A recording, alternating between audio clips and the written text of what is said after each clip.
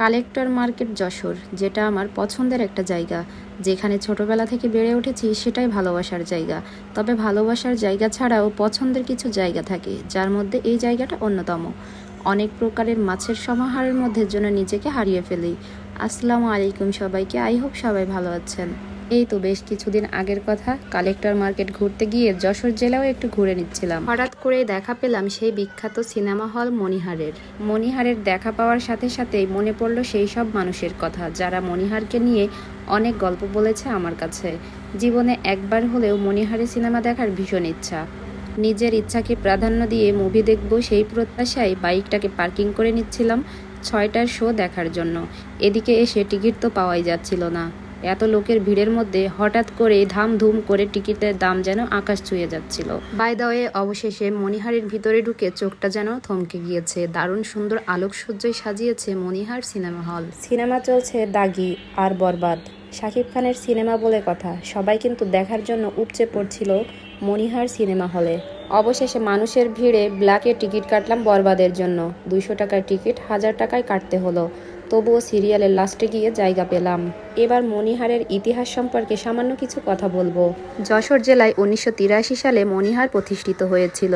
এটি বাংলাদেশের ঐতিহাসিক এবং বৃহত্তম সিনেমা হল। বর্তমানে মণিহারে মণিহার সিনে কমপ্লেক্স নামে আধুনিক একটি হল যুক্ত হয়েছে।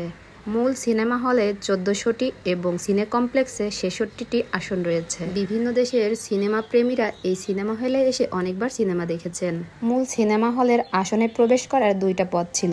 একদিকে পরিবার সহ বাচ্চাদের ঢোকার ব্যবস্থা ছিল, আর অন্যদিকে ইয়ং জেনারেশনের ছেলেগুলা প্রবেশ করছিল। তবে তাদের মধ্যে এক পর্যায়ে মারামারিও সৃষ্টি হয়ে গিয়েছে। আমরা তো দুজনে বেশ শান্তশিষ্টভাবে ভিতরে প্রবেশ করলাম এবং বেশ উপরের দিকেও জায়গা পেয়েছি। লাইনের পেছনে থেকেও যে এত ভালো সিট পাবো এটা আমাদের কল্পনারও বাইরে ছিল। শো চলাকালীন যেহেতু মোবাইল কিংবা ক্যামেরা ব্যবহার করা নিষিদ্ধ ছিল, তাই মুভির লাস্টের দিকে একটু করে ভিডিও করে নিচ্ছিলাম।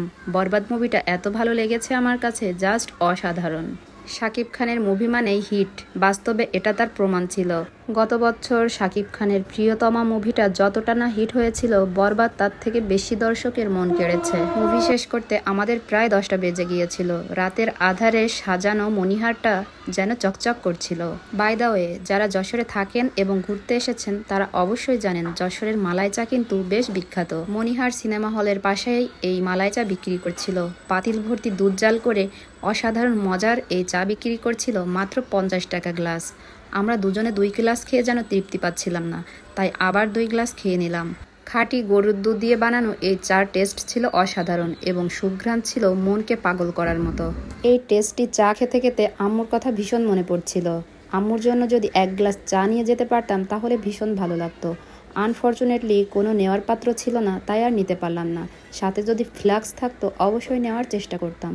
তবে মনে মনে প্রতিজ্ঞা করলাম নেক্সট কখনো আসলে আম্মুকে অবশ্যই সাথে করে নিয়ে আসবো। দেখা হবে পরবর্তী কোনো ভিডিওতে, সেই পর্যন্ত সবাই ভালো থাকবেন। আল্লাহ হাফেজ।